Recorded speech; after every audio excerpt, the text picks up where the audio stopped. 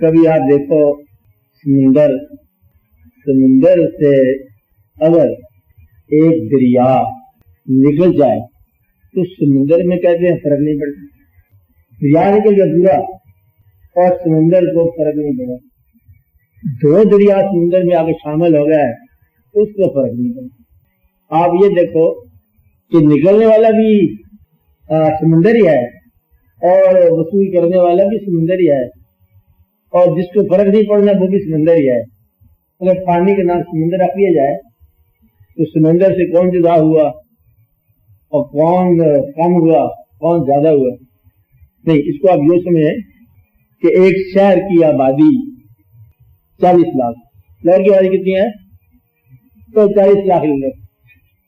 40 لاکھ آبادی 50 سال میں یا 60 سال میں مکمل طور پر غائب ہو جانی ہے اور شہر کی آبادی پھر 40 لاکھ رہنی. آج کے بندے سارے یہ زیادہ سے زیادہ بچوں کو لے کر بوڑھے تک یہ 50 سال میں ساری کی ساری آبادی واش آؤٹ ہو جاتی ہے. ساری آبادی ٹوٹل بدل جاتی ہے. نقیز سب بدل جاتے ہیں. تعداد پھر اتنی رہتی ہے. کوئی آپ کے ذہن میں ایسا جانور نہیں ہوگا جو کائنات میں موجود نہ ہو. کوئی ایسا پرندہ نہیں ہوگا جو موجود نہ ہو. حتیٰ کہ کچھ ایسے اسماء ہیں جو ابھی موجود نہیں ہوئے آپ کے سامنے اور آپ کا ایمان ہے کہ ہیں.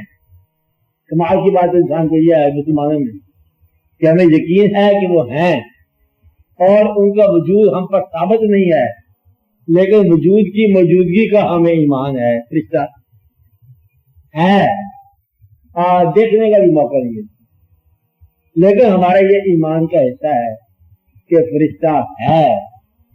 جن ہے. جن غصے کا نام نہیں ہے. جن کل پرزے کا نام نہیں. کچھ کتابوں میں تفسیروں میں لکھا ہوا ہے کہ جن مشین کو بولتے ہیں. جن مشین نہیں ہے. تفسیروں میں لکھا ہوا صحیح نہیں لکھا. جسے بھی لکھا بڑے اعلیٰ افلاطونی ہو.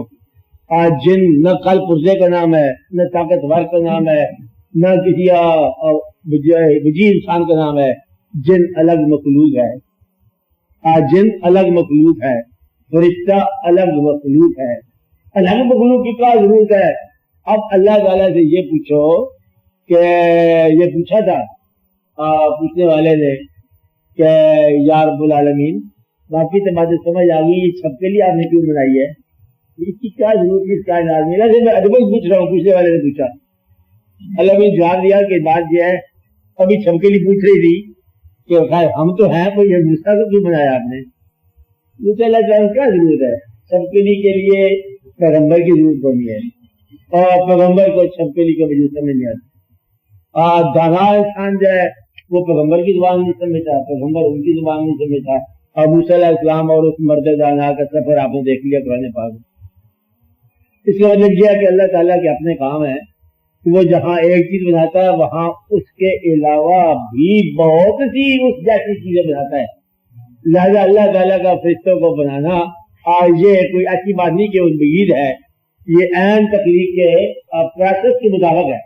اب اصل میں کہ وہ چونٹی سے لے کر ہاتھی تک بنانے والا ریت کے ذرے سے لے کر کائنات کی وسعتوں کو بنانے والا انسان کے علاوہ اگر اس نے فرشتے بنائے تو اس میں کوئی بعید تو نہیں ہے. اتنی ورائٹی پیدا کرنے والا تو یہ اس کے اندر اس کی اپنی منشا میں شامل ہے.